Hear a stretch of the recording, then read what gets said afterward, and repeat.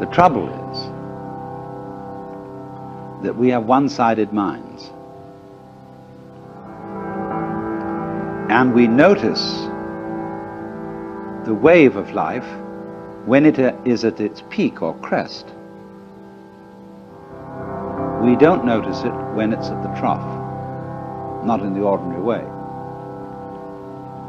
It's the peaks that count. Take a buzzsaw. What seems important to us is the tips of the teeth. They seem to do the cutting, not the valleys between the teeth. But do you see, you couldn't have tips of teeth without valleys between them.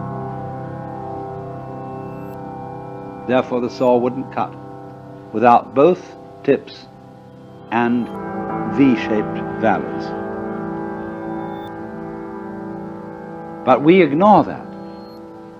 We don't notice the valleys so much as we notice the mountains.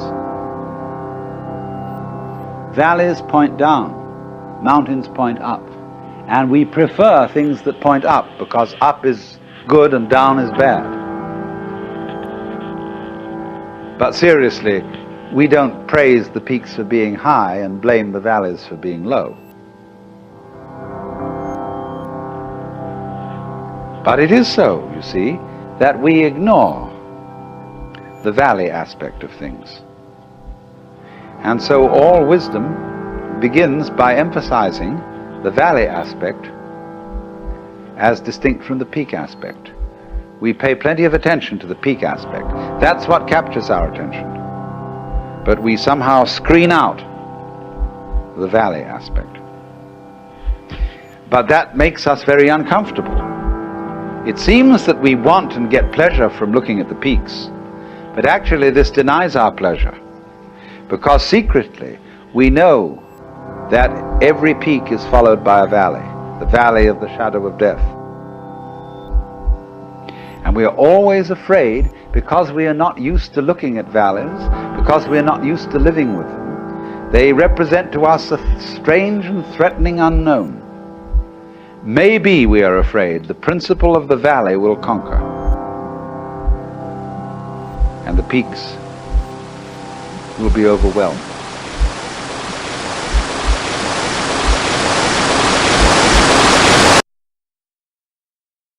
Maybe death is stronger than life, because life always seems to require an effort. Death is something into which you slide effortlessly. Maybe nothing will overcome something in the end. Wouldn't that be awful? And so we resist change, ignorant of the fact that change is life, and that nothing is invariably the obverse face of something. Most people are afraid of space. They ignore it, and they think space is nothing. Space and solid are two ways of talking about the same thing. Space, solid. You don't find space without solid, you don't find solids without space. If I say there's a universe in which there isn't anything but space, you almost say space between what? Space is relationship. And it always goes together with solid, like back goes with front. But the divisive mind ignores space. And it thinks that it's the solids that do the whole job, that they're the only thing that's real. That is, to put it in other words, conscious attention ignores intervals because it thinks they're unimportant. Consider music. When you hear music, what you really hear when you hear melody is the interval between one tone and another. The steps, as it were, on the scale. It's the interval that is the important thing.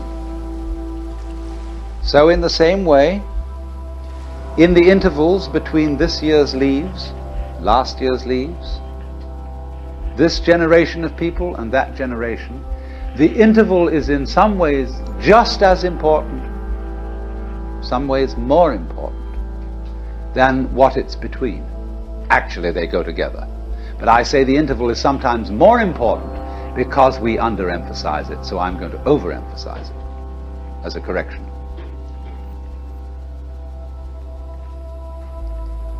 So space, night, death, darkness, not being there, is an essential component of being there.